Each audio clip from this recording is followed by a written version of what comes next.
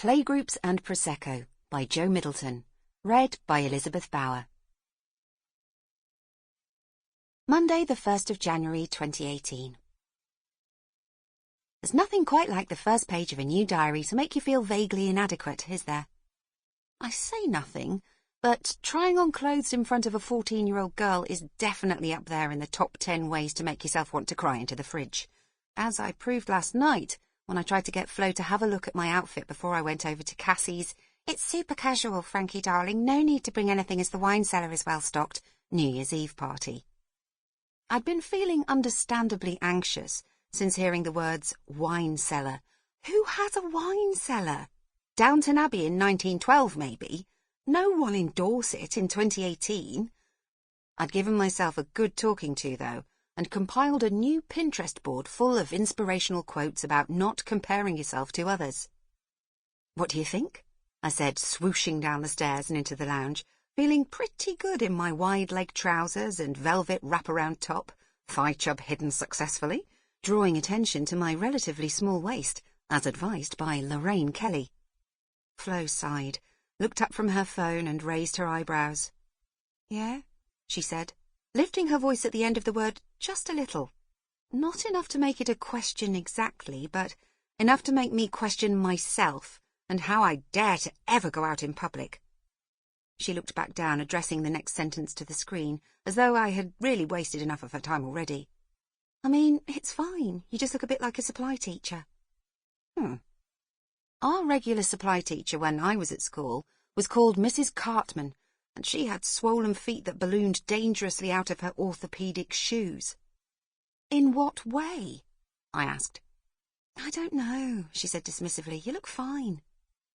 I couldn't think of anything in my wardrobe that looked less supply teachery, and I didn't want to risk going back upstairs and waking Jess, so I switched my heels for turquoise Converse and hoped the effect would be suitably sassy. I said goodbye, muttering things about how grateful I was and how her sister was asleep already and shouldn't be any trouble. She told me she'd put the trainers she wanted into my ASOS shopping basket.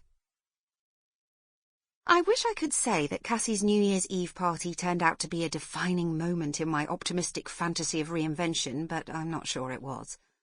When I arrived, Cassie wafted towards me in a cloud of Chanel No. 5 and gave me 2 fake kisses and a glass of Prosecco, which I nervously fingered. I'm never sure whether you're meant to hold it by the glass or the stem.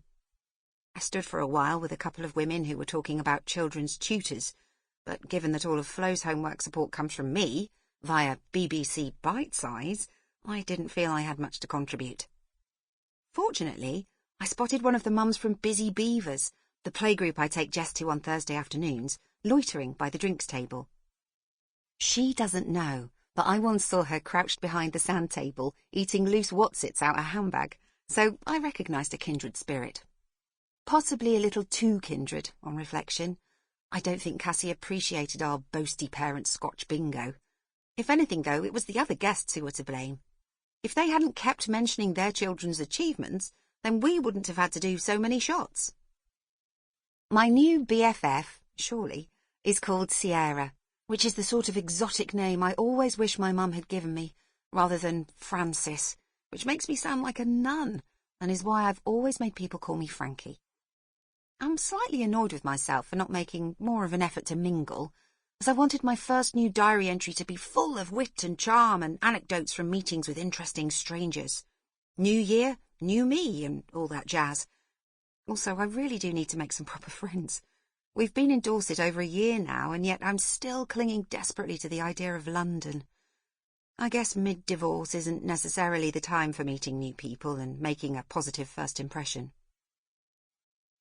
I thought about looking back through past diaries for inspiration, but I only have one diary from my childhood.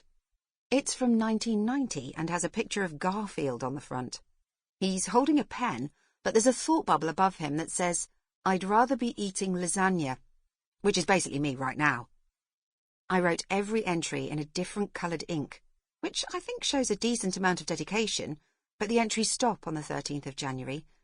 Perhaps I ran out of pens. Reading over the 13 days I did manage, I don't feel like it was any great loss to literature. The highlight is probably the 6th of January. Went to St. Sample complete. Ready to continue?